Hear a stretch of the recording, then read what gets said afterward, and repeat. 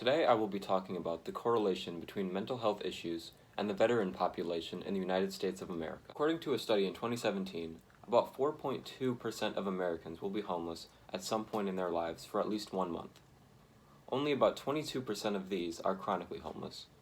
Chronically homeless is defined by being homeless for over 1 year continuously or homeless 4 times in the last 3 years.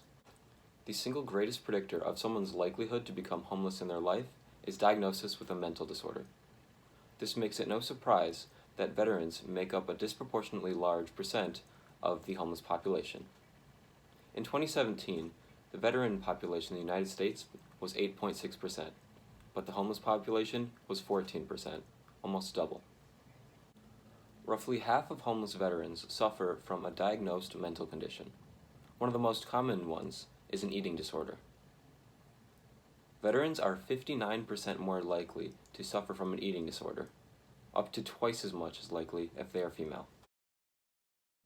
Strict body fat and weight requirements are likely the cause of these eating disorders for most veterans. With more and more women likely to join the military, we are now able to compare how this affects men and women differently. Women are 2% more likely to experience an episode of homelessness after returning from deployment than men. Women are also about 10 to 15% more likely to have a diagnosed mental illness than men, but also are 30% less likely to have a drug abuse problem. Many believe that this higher rate of mental illness comes from the fact that 90% of women report being sexually harassed while serving in the military.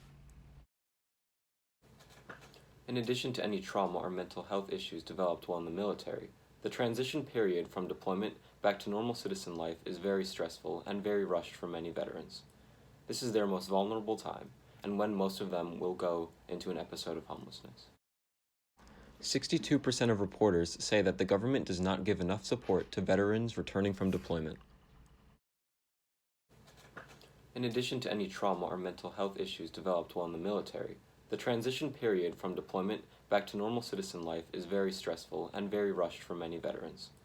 This is their most vulnerable time, and when most of them will go into an episode of homelessness.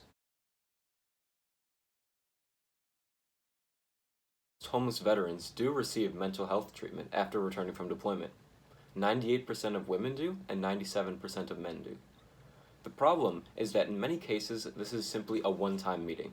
The proper follow-up care is not given, and the trauma and issues are not resolved.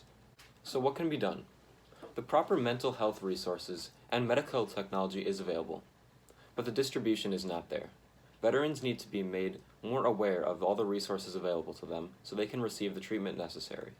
The best way we can help as individuals is work through small community programs and religious services. These are the best ways to directly impact a community around you. This link contains all the sources used in this video. Thank you very much.